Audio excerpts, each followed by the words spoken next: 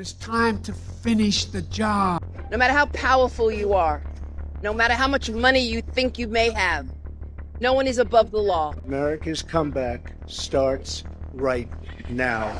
Choosing candidates for the highest office in the United States is a process that plays a crucial role in shaping the nation's political landscape. However, the process can be confusing even to experienced voters.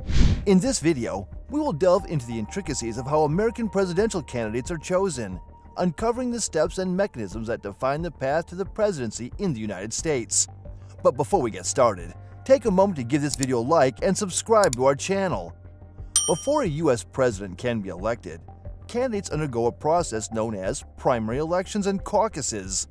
The primary elections are overseen by state governments, while caucuses are managed by state parties. In primary elections, voters participate much as they do in the general election, casting their ballots in support of their preferred candidate to become the party's nominee. The eligibility to vote in these primaries hinges on whether it is an open or closed primary state. In open primary states, both party-affiliated voters and unaffiliated individuals have the opportunity to cast their ballots. Conversely, in closed primary states, only those who are registered with the specific party can vote for a nominee. In contrast to the primary process, caucuses present a distinctive approach. State parties organize gatherings, usually lasting a few hours, where attendees engage in discussions and conclude with a vote to express their preference for a potential nominee. Unlike primaries, which attract a broader demographic due to their less time-consuming structure and straightforward voting process, caucuses typically draw voters who are strongly politically involved. Some states opt for caucuses instead of state-funded primaries, providing state parties the flexibility to choose their own voting date and establish general rules. Regardless of the method chosen, both primaries and caucuses kick off at the start of an election year and significantly contribute to determining each party's official nominee for the upcoming presidential race. The results of these pre-election proceedings directly influence each party's decision on their official candidate for the presidential race. Following the primaries and caucuses, the number of votes each candidate accumulates becomes pivotal in deciding the delegates chosen to attend the party's national convention.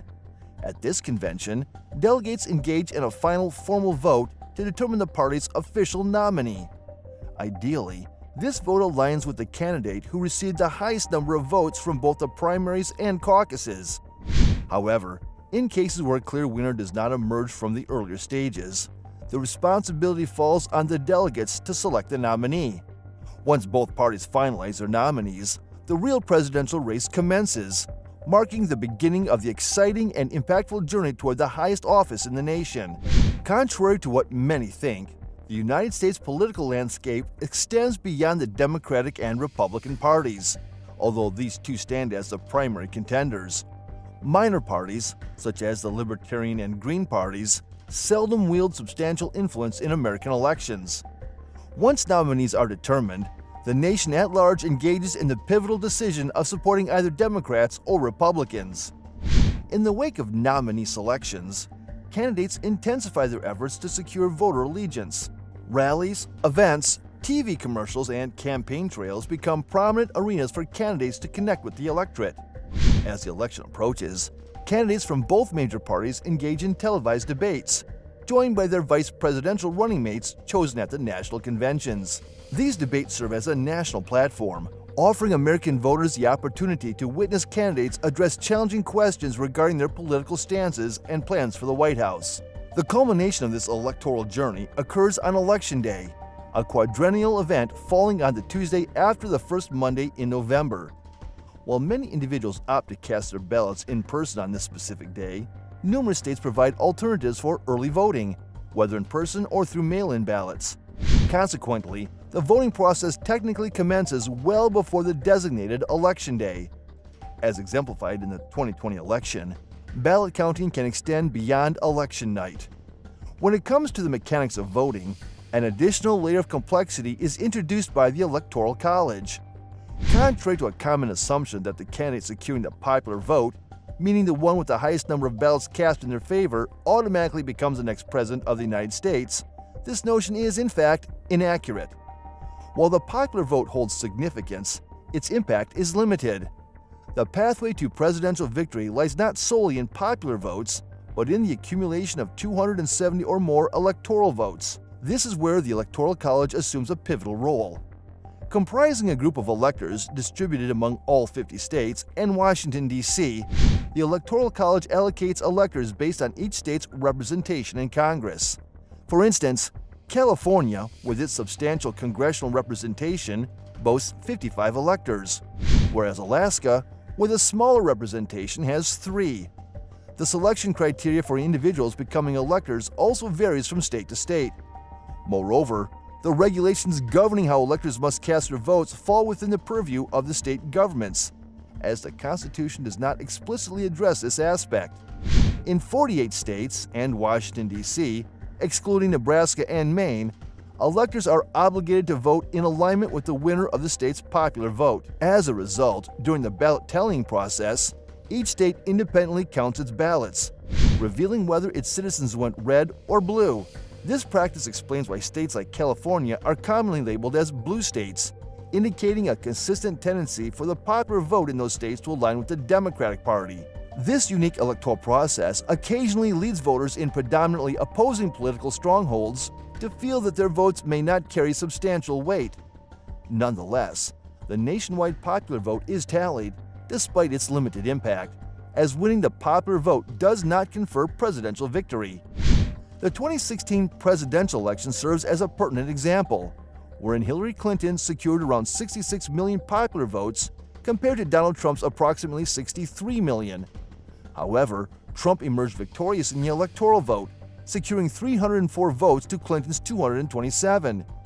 In the event that no candidate attains a majority of electoral votes, the House of Representatives would assume the responsibility of choosing the next president, while the Senate would choose the vice president. Although such a scenario unfolded in the 1800 presidential election, the absence of the 12th Amendment at that time altered the dynamics. Back then, the winner of the electoral votes would become president, and the runner-up would assume the role of vice president. Recognizing the flaws in this system, the states ratified the 12th Amendment, distributing the power between both branches of Congress. Returning to the contemporary election process, it technically extends beyond Election Day. Despite having a general understanding, thanks to state laws, of how states and D.C. will allocate their electoral votes, the official casting of these votes does not occur until mid-December. Moreover, any recounts or legal disputes pertaining to the state-level election results must be resolved before electors cast their official votes. In early January, Congress convenes to count the electoral votes. If a candidate attains a minimum winning number of 270, the President of the Senate formally announces the new President of the United States. In accordance with the Constitution, Inauguration Day takes place on January 20th, marking the commencement of the President's term at exactly noon following the election.